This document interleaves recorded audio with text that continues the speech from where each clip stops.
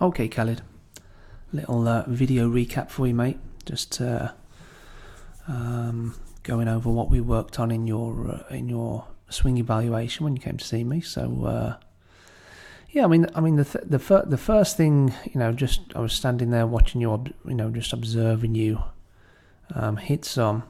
So the first when we pulled you over to the computer and showed you what you were doing, before I pulled up a pro, the first thing I asked you was, well, explain to me how you're trying to get that ball up in the air, right? And you explained it pretty well. You said you're trying to get underneath it and lift the ball up in the air, right? And you can see with the action that you've got, that's kind of what you're sometimes you do a pretty good job of it. A lot of the other times you find yourself mishitting it though, right? Hitting the ground behind the ball and also topping it. So the first thing we talked about was just how that ball gets up in the air, right? And we explained that. I think I used, just bear with me a second, I think I used Grant Waite as the model, if I'm not mistaken, right? So what I said was, well, okay, well you're trying to, and there's a line on the equator of that ball, right? And I said, right, well you're trying to get that club head underneath it to lift it.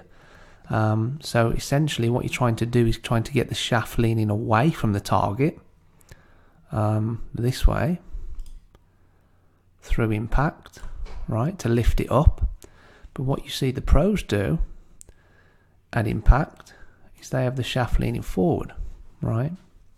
So I said, right, well, to get the shaft leaning forward, a couple of things that we definitely need to do right from the outset is to try and get our weight forward, just meaning our hips more over our left foot. And you can see that there. If I draw a green circle where his hips are now, you can see his hips are now over his lead foot, whereas your hips are pretty central, right? So there's no effort to get on your left foot, and the hands aren't forward enough, right? So if you get on your left foot, it'll help you turn.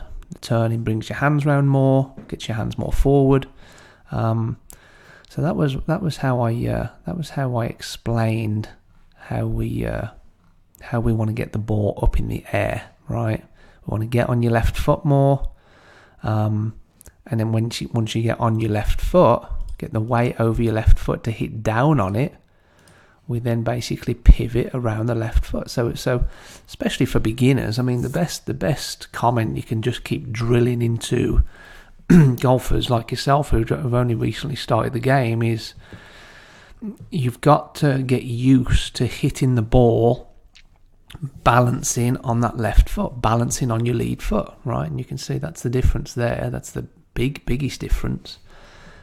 He's balancing on his left foot, right? And he's turning his body, he's pivoting his body, turning, pivoting, right? Turning his hips, turning his shoulders, right? Whilst balancing on that left foot.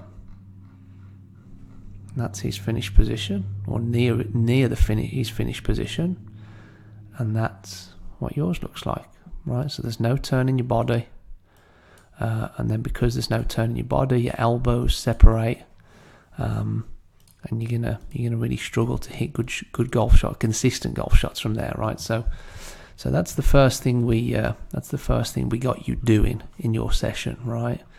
Not really working on swing playing or anything like that. It's just getting you into some kind of a position where you're able to come down and get on your left leg, right? So what we did was, this was your swing. This was one of the videos that we captured, right? And we said, right, well, we want to turn our toes out a little bit, bend your knees over your toes, And that's kind of your backswing position there, right? So we said, right, well, your arms are bending. Your arms are bending because you're not turning. So, we said, right, well, we want to turn. Get your shoulder more under your chin. Keep your elbows together like that. And whilst you're keeping your elbows together, make sure your hands are pushing away from your chest. Your hands are pushing away from your chest that way to keep that left arm straight, right? So look at that position there compared to the one on the right. The one on the right's the start of the lesson, right? So that's massive difference. This one on the left now looks like you've got a chance to come down and hit a golf shot. If we pull up the model again, we pull up Grant Waite again, and we stop him halfway back, suddenly there's some similarities, right? Suddenly there's some similarities. Arm and club, shoulder turn, toes turned out. Good. All right. So then from there, I'm saying, right, well, hold that position for 10 seconds to build up your awareness. Feel it. Teach your brain that information. And then come down, hit the ground, right? We had a little contest to see how many times you could hit the ground, right? And hit the ground whilst getting on your left leg. We already want to be on your left leg at impact, right? Meaning you want to be balancing on your left leg. So let's say you're 50-50 at the start. By the time you're at impact, it's 90-10, and then finish 95-5 over your lead foot, right? So balancing on your left leg, hit the ground, balancing on your left leg to finish. Good. All right, really good. So with that particular one that I videoed, you missed the ground a little bit, but certainly once we got you used to that position a little bit, and then it was a case of getting on your left foot whilst hitting the ground, right?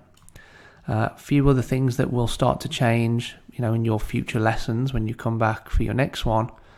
We're going to start introducing some back bend in your finish, so you can see the difference between he's bending backwards now with his spine, you're bending forwards, right?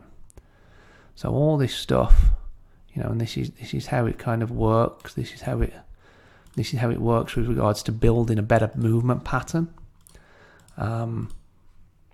Just keep chipping away at it, and then think of it like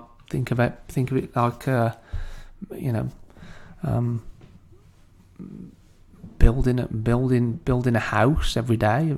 If you lay a brick every day, eventually you're going to have a little shed, and then eventually you're going to have a house. Eventually, if you keep doing it for years and years and years, you might have a castle, right? So the point is, every time you come for a lesson, we'll just keep introducing these new little things, and then when you go and practice, when you go and play, it'll be a lot easier for you. All right, Khalid, any questions, just shoot me over an email. Cheers.